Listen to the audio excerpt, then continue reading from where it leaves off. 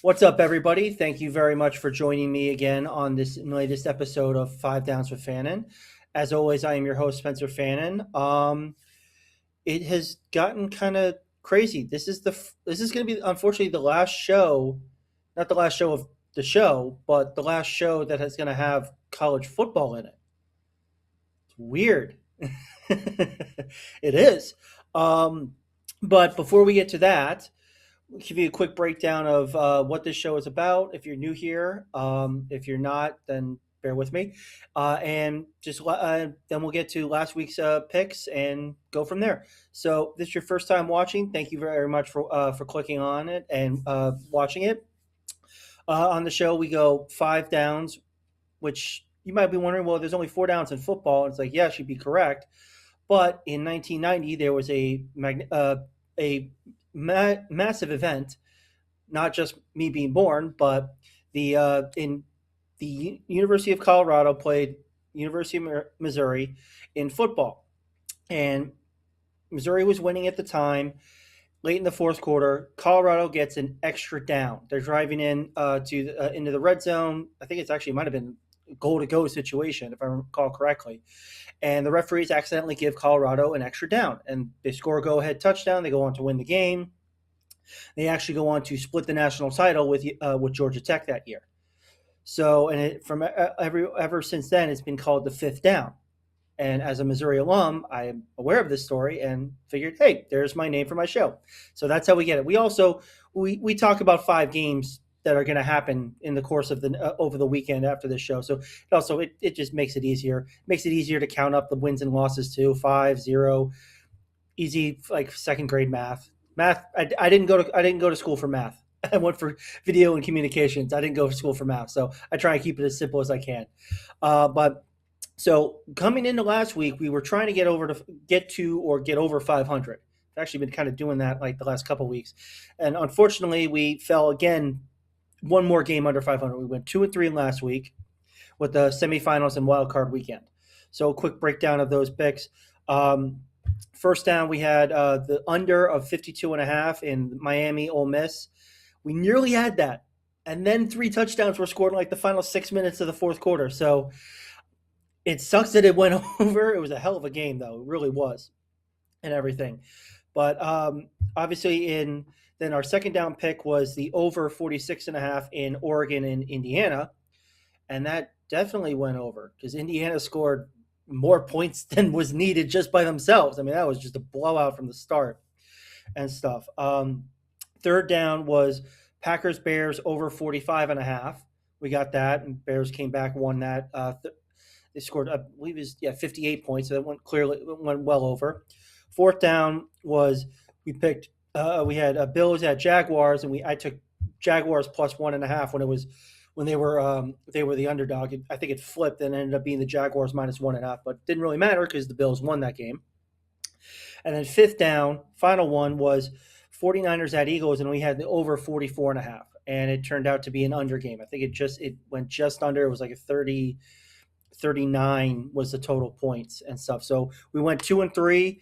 Now, so in 12 weeks of viewing the picks, we are 29-31, which is actually still pretty good, but for picks and all that. But see if we can get over 500. We need to go 4-1 or better to get over 500 for the end of the college football season. So we'll see how that goes.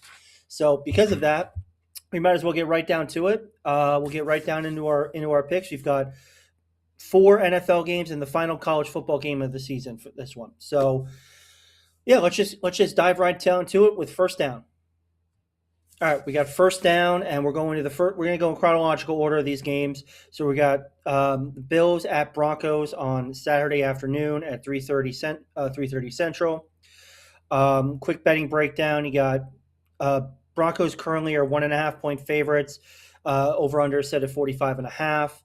Bills are coming off their wild card win at Jacksonville last week. Broncos had the number 1 seed, so they had the week off.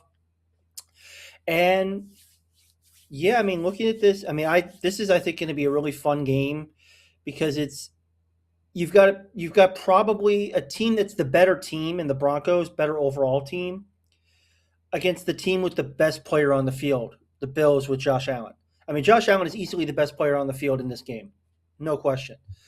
Um, and I think that's I don't know if that gives them the edge in this because the Broncos defense is really really good. It's much better than the Bills defense. The offense, I think, aside from the quarterback, the offense might be better with the quarterback and running back. I should say quarterback and running back, which arguably are the two of the biggest, most important positions for the offense. The Broncos have a better offense aside from the quarterback and the running back. I think James Cook is better than any of the running backs that Broncos have, and Josh Allen, I've said, is the best player on the field. So so I'm not picking a side in this game because of this. I don't know which way it could go because Josh Allen could pull on a Superman cape and just lead the Bills to a victory. I do think that there's actually going to be points scored in this game. The Broncos defense is really good, but they have been gettable in the past this year. I mean, Trevor Lawrence put up 30 plus points. Jordan Love put up 25 plus points. So they can give up. Jackson Dart got them for 30 points, I should say.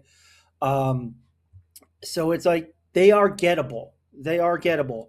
And I think with Josh Allen, I think he is going to be able to pull on the Superman cape at least for a little bit, at least for elements of this game. And I think he's going to be able to put up points against the Broncos defense. I mean, really, you need what 21 because I could see this being like 21 to 24. I could see him doing that, and same with, and I think that the Broncos offense is going to be able to put up 21 to 24 against against a depleted Bills defense. I did see that the Bills are getting Ed Oliver back, or at least I believe he's been activated. At the very least, he's off of IR.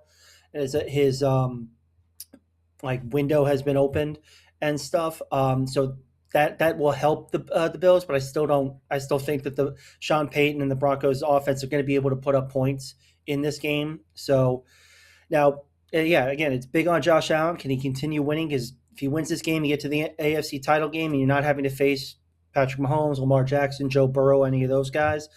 So that's the question. But again, I do think that there are going to be points scored in this game. I think it's going to be a really fun game. Can't wait to watch it and everything like that. I do think Josh Allen pulls some superhero stuff. I don't know if it's going to be enough, but I think it's going to be enough to get points and go over the total of 45.5. So that's first down. That's the first NFL wild card divisional game. I'm sorry. So let's head to second down.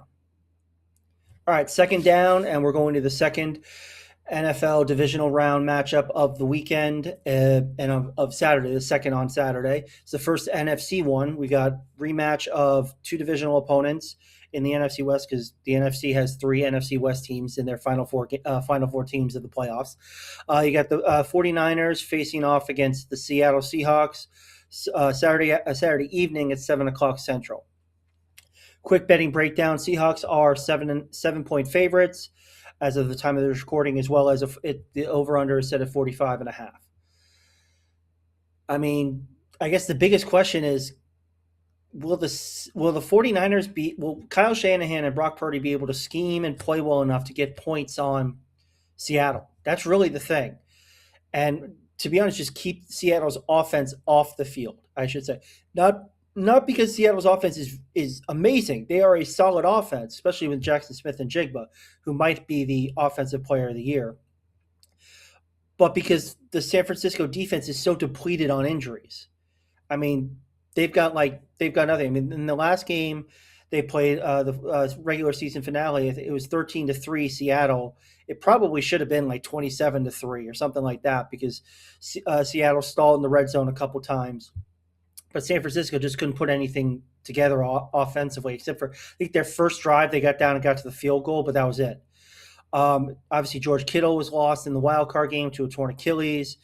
I mean, they don't have any. Ricky Pearsall might be back for them this week, but who knows? And then defensively, San Francisco's just been decimated by injuries all year long. However, even though with that, I'm taking the coach in this place. I'm taking actually San Francisco +7. Maybe if I can get it at +7.5, I might buy a half point to push it to 7.5 to get over the touchdown and stuff. I just think third time teams playing each other. I trust Kyle Shanahan more than I trust Mike McDonald and such. I think Shanahan is going to be able to. They're not going to be they're not going to be overwhelmed by the moment going into Seattle. I'm sure that place is going to be rocking and everything like that. But this is a veteran team, San Francisco. They're going to go in. They've been in this situation before.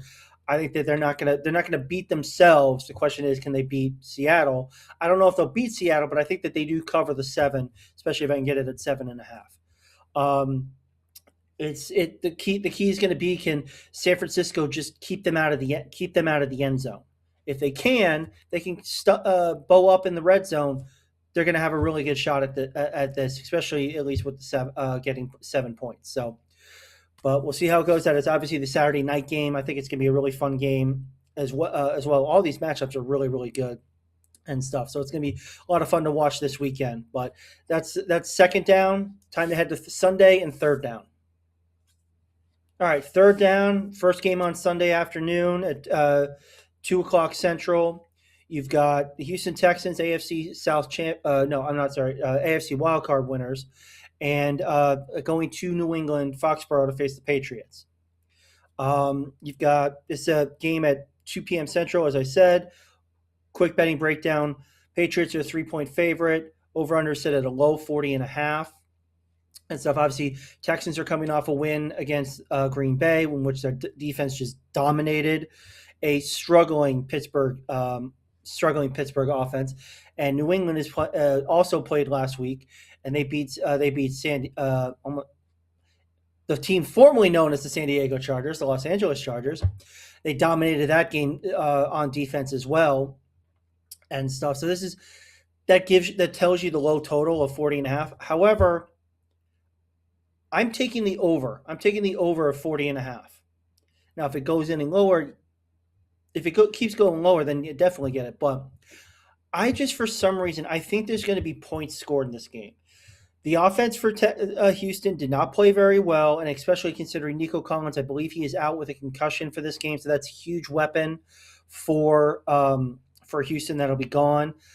But I don't know if C.J. Stroud will continue to will play as poorly as he did against Pittsburgh this coming weekend. He was horrendous. I mean, I think he had 3 fumbles, at least 1 pick. Just did not look good at all. I mean, obviously, Houston won on the back of their defense, and they scored 2 defensive touchdowns. So, actually, the funny thing about that is the last pass of Aaron Rodgers' at least season and stuff for this one, possibly his career, was a pick 6, and it won me money.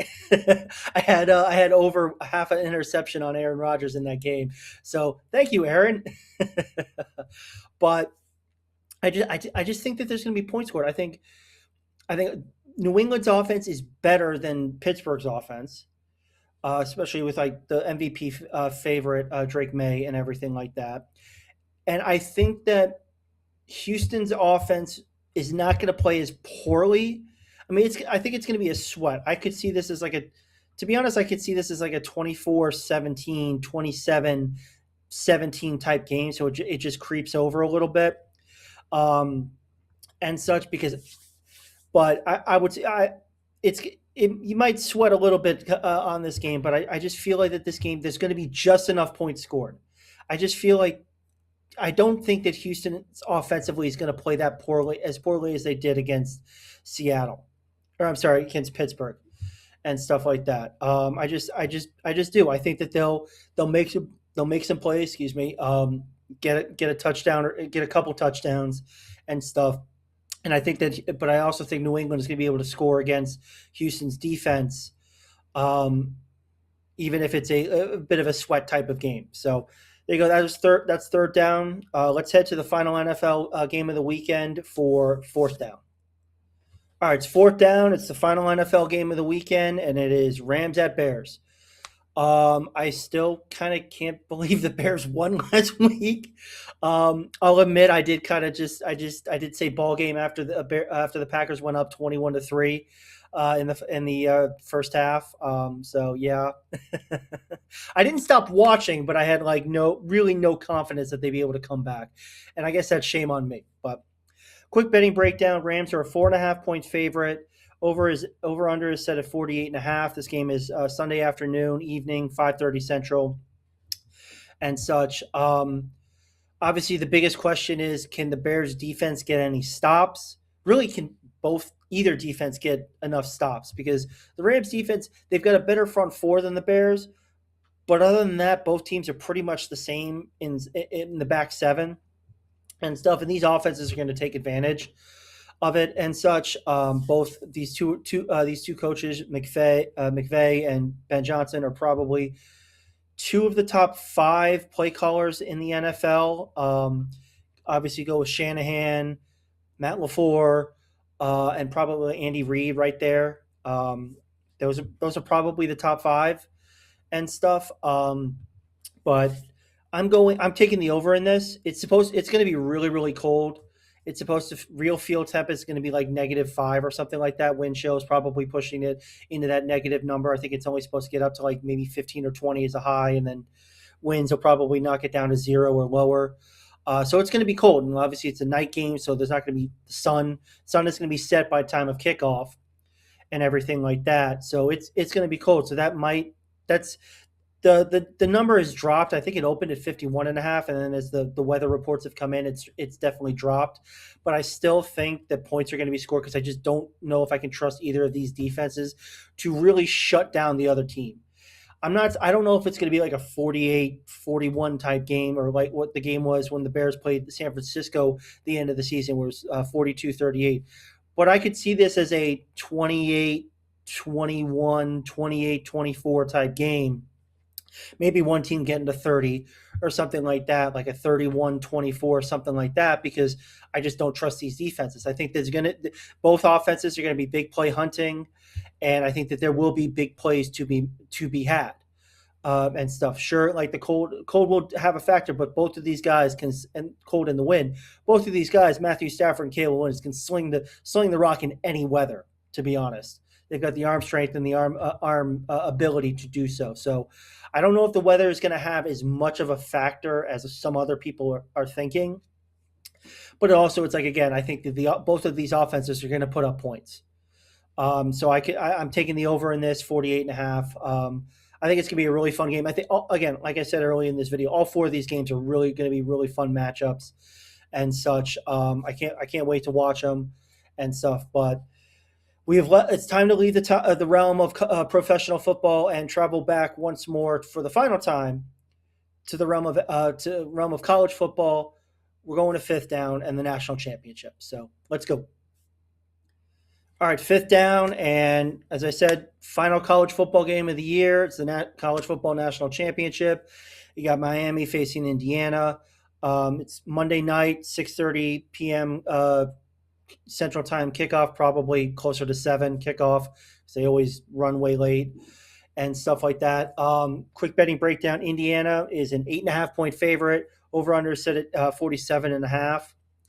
Indiana has just dominated their two college playoff wins. I mean, obviously 38-3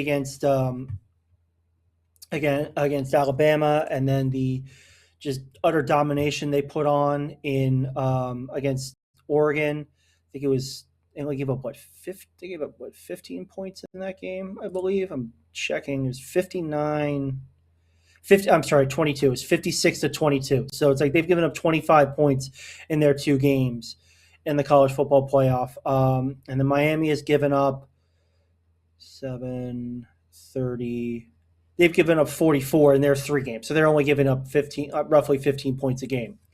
However, I don't know if I don't think. I mean, the closest, yeah. I mean, obviously, and they gave up 27 Ole Miss, which was the best defense they faced and stuff. And I think Ole Miss's offense is closer to Indiana's offense than the other two teams, Ohio State and Texas A&M, that Miami has faced. Now, I think Indiana's defense is closer to be honest, closer to Ohio State's defense than Miami faced with Ole Miss. Now, Miami won 24-14 against Ohio State, but they had a pick six, so they only scored 17 points offensively. And I think that because of that, I'm done picking against Indiana. I picked Oregon, I think, plus 4 or 5. And in the other game. Or no, I had the over. I was gonna pick Oregon, but I took the over. I think I took Alabama plus. No, I took Indiana minus 6.5 in there for. So I've been picking for Indiana, but I kind of always was like, okay, is it close enough? But I'm taking Indiana. I'm taking Indiana minus 8.5 in this game. Curt Cignetti, Fernando Mendoza, those wide receivers, the running game, and that defense, I think is just going to put the clamps on the offense of Miami. Um, I'm just it's just a shocking turnaround that this program has had in the last 2 years and stuff. And I just think that Indiana is going to win this game, and I'm not going to say going away. I think they cover the 8.5. I don't know if it's going to be like a 14 or bigger like win. I could see it being like a. To be honest, I almost could see um, being like a 17-point game, and then Miami getting a late touchdown and having to try and get the extra, get the onside kick or something like that, and that essentially ends the game. They don't get it, and that calls it. So it's like not a backdoor cover for either team, but it's like I think the final score might be a little closer than what the actual like game does. I think Indiana is going to control this pretty well, but I think the final score might be a little closer than some people think. I think it could end up being, but I still think Indiana covers the 8.5. So my friends who went to Indiana are probably going to be all cheering when they see this and stuff like that. But hey, we want to get over 500, and I got to pick the teams that I think are going to win and stuff. So, but there you go. That's this episode for Five Downs, our five picks. We have now left the realm of college football until August, which kind of sucks and stuff. But we still got some NFL. Obviously, once NFL season kind of wraps up, we're going to be diving into some different topics and stuff like that. Please let me know if you have any topics you'd like me to discuss. We're getting close to the baseball season, so I'm probably going to be doing divisional previews for each division. That probably would be episodes throughout, leading up into the start of the baseball season and stuff. But if you have any other topics you'd like me to talk about, please leave a like, subscribe, comment with those topics if you can, and everything. But thank you very much for watching this latest episode of Five Downs with Fannon. And until next time, good luck with the bets. I am not at fault if they lose. I will take credit for them if they win. So there you go. See ya.